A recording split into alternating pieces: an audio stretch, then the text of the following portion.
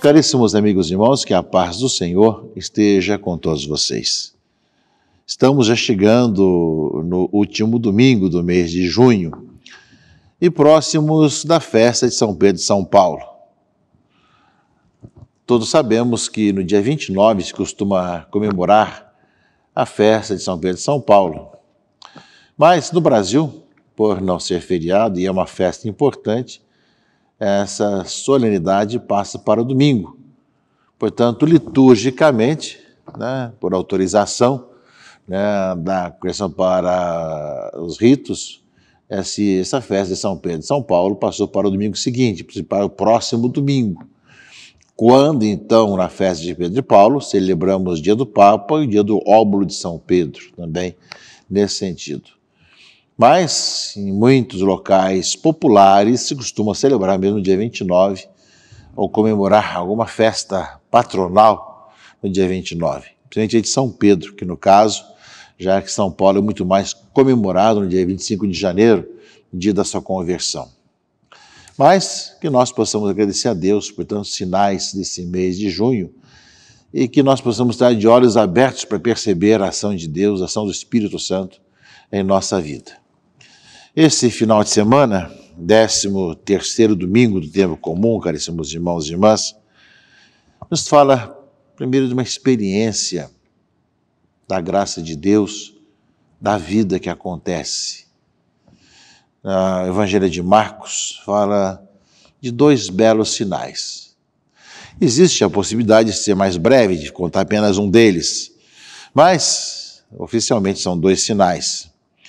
Ou seja, Jesus atravessou de novo numa barca para a outra margem e uma numerosa multidão se reuniu junto dele e Jesus ficou na praia.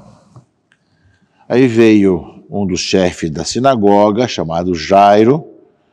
Quando viu Jesus, caiu a seus pés e pediu com insistência: minha filhinha está nas últimas, vem, põe as mãos sobre ela para que sare e viva. Jesus então a acompanhou e uma numerosa multidão o seguia e comprimia. Esse episódio da filha, justamente do chefe da sinagoga, vai continuar mais tarde, dizendo que depois de Jesus ter curado a mulher que se aproximou dele, vieram dizer: olha, tua filha morreu, não incomoda demais a Jesus e acabou, não é? Mas Jesus ouviu isso, falou: não tenhas medo, basta crer, basta ter fé. E foi com ele até a casa, Todo mundo estava chorando e dizendo: a criança não morreu, está dormindo. E começaram a trocar só dele, mas mandou que todos saíssem, não quis fazer nenhum espetáculo, mas que todos saíssem, ficasse apenas o pai e a mãe da criança e alguns dos discípulos que acompanharam. E trouxe a menina de volta. Talitá cum, levanta-te, menina. E ela se levantou e começou a andar, pois tinha 12 anos.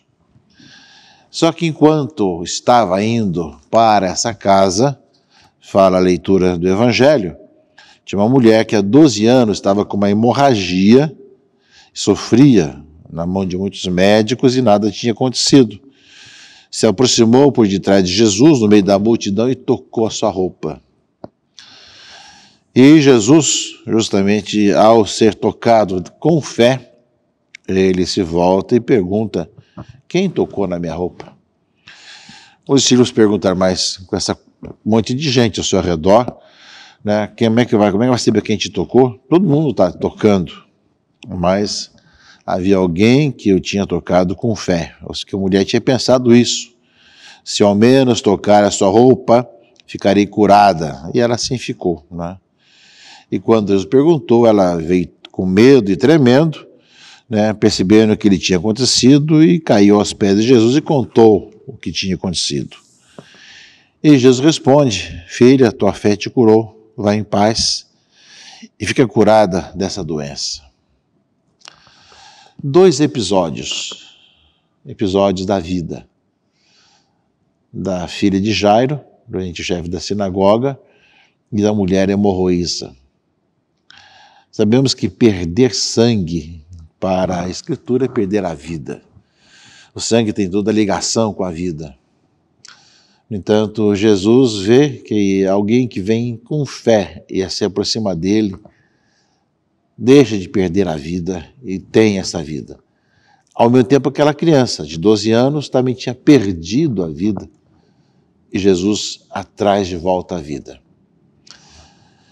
É para nós um modo de pensar também e uma grande responsabilidade, porque a igreja tem a mesma missão de Jesus hoje, de levar a vida para todos, para que todos tenham vida e a tenham em abundância. Para que pessoas que sofrem, que passam pela tribulação, pelas várias dificuldades, problemas mais diversos, como é que nós podemos, enquanto igreja, levar a vida, enquanto Jesus que passa no meio do povo, no meio das pessoas, leva que as pessoas tenham vida. Há muitas soluções que grupos ideológicos já tentaram, de achar que uma ideologia resolveria o problema, que passaria a pensar segundo alguns sociólogos, mas nós somos homens e mulheres de fé. Somos chamados a passar pelo mundo levando a vida de Jesus às pessoas. Claro que promovendo a justiça social, promovendo uma vida mais justa e mais humana para todos, mas principalmente levando a vida que dá sentido ao caminhar das pessoas cada vez maior. Eis aí o desafio que essa palavra de Deus coloca para nós hoje, de compromisso com as pessoas, compromisso com uma sociedade mais justa e mais humana, mas também que não basta isso, aquilo que é essencial para o ser humano, que é a razão de viver, que não é apenas ter, possuir, mas que é saber por que se vive e qual a razão da nossa vida. Nós somos chamados a anunciar, a proclamar, passando pelo mundo fazendo bem. Mas nesse aspecto, caríssimos irmãos e irmãs, de passar fazendo bem e comprometendo-se uns com os outros, também a palavra de Deus deste domingo tem também uma palavra importante. Sim, nós vemos justamente aqui, caríssimos irmãos e irmãs, na segunda carta de Paulo aos Coríntios, não é? Que aparece a coleta para a comunidade. Tendes abundância de fé, eloquência, ciência, zelo para tudo, e a caridade que vos demos o exemplo, assim também procurai ser abundantes nesta obra de generosidade. Ou seja, nosso Senhor, que era rico, tornou-se pobre por causa de vós, para que vos torneis ricos por sua pobreza. E fala, não se trata de vos colocar numa situação aflitiva para aliviar os outros. O que se deseja é que haja igualdade. Nas atuais circunstâncias, a vossa fartura supra a penúria deles. E por outro lado, o que eles têm em abundância venha suprir a vossa carência. Assim haverá igualdade, como está escrito. Quem recolheu muito não teve sobra, quem recolheu pouco não teve falta. Ou seja, a carta de Paulo lembra um pouco isso, ou seja, de poder suprir as necessidades, né? Ou seja, a vossa fartura supra a penúria deles. Nós temos vários exemplos disso, também nos Atos dos Apóstolos, quando não havia necessitado entre eles. E aqui a carta de Paulo lembra bem isso também, ou seja, como as comunidades se ajudam mutuamente e como partilham uns com os outros. Quem não coloca a razão da sua vida nos bens, sabe se despojar com caridade, com carinho, e sem aparecer o que fez, e sem controlar também aquilo que é feito do que entregou. Vemos tempos hoje em que as pessoas ficam apegadas a seus bens, mesmo depois de doá-los. Ou seja, quero saber o que vai fazer, né, com aquilo que eu fiz, com aquilo que eu doei, sendo que, na verdade, já não é mais seu, mas, em todo caso, nós vemos que aquilo que fala a Escritura é que realmente nós somos convidados a fazer essa disponibilidade, esse despojamento. Mas, além desse aspecto social também, de partilha, nós vemos que Jesus que cura a filha do chefe da sinagoga, de Jairo, e também a mulher que se aproxima e é curada da sua hemorragia, não é? Nós vemos aqui na leitura do livro da sabedoria que Deus quer a vida para todos. Ele criou todas as coisas para existirem e nelas não há nenhum veneno de morte, nem a morte que reina sobre a terra, pois a justiça é imortal. Deus criou o homem para a imortalidade e o fez imagem da sua própria natureza.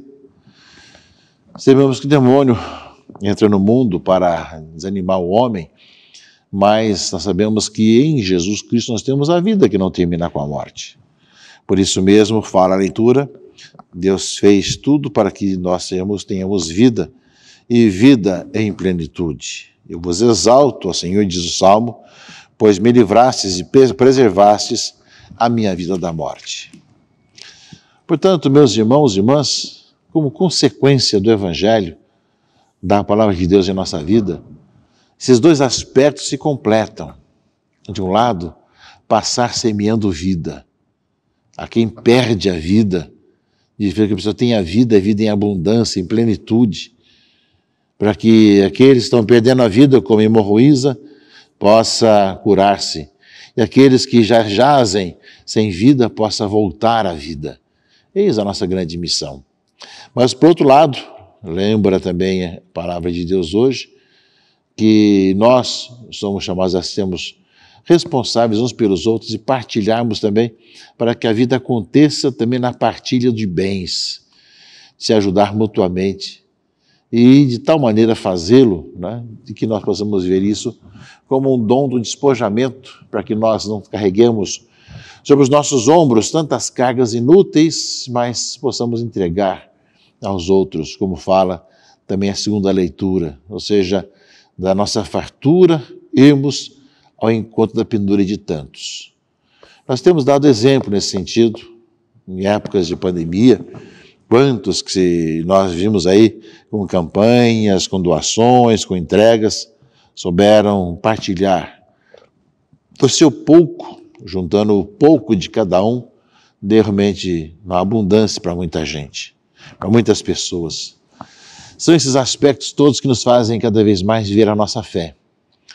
No meio de tantas situações, muitas vezes egoísticas, muitas situações de pessoas que criticam, que nós possamos com toda a liberdade continuar evangelizando, que para alguns seria simplesmente algo que não seria importante, né? Anunciar o evangelho, seria um ópio do povo, e para outros, enquanto nós partilhamos, né, que seria realmente algo que deveria ser com tudo controlado, nós fazemos com generosidade, né, e deixamos com que o nosso coração se despoje daquilo que é necessário para os outros.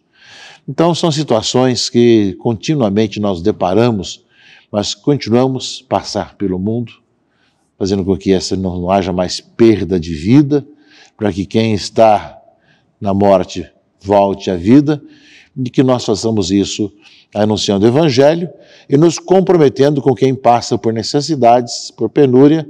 Sabemos que também nós somos responsáveis pela vida um do outro, para que todos tenham vida. Que a palavra de Deus desse final de semana, meus irmãos e irmãs, nos ajude a cada vez mais a encontrar os caminhos da vida, a anunciá-la aos irmãos e irmãs e anunciar aquele que é o caminho, a verdade, a vida, Jesus Cristo, nosso Senhor, que realmente nos deu a vida por todos nós, para que tenhamos vida e nós o anunciamos e testemunhamos que Ele vivo, presente no meio de nós, é a vida do mundo, é a nossa vida, é aquele realmente que faz com que nós nos levantemos de nossas mortes, paremos de ter perda de vida e, como consequência da nossa ação de graças, da vida que temos, partilhemos uns com os outros os dons que recebemos. Que Deus abençoe, proteja e guarde a todos, em nome do Pai, e do Filho e do Espírito Santo. Amém.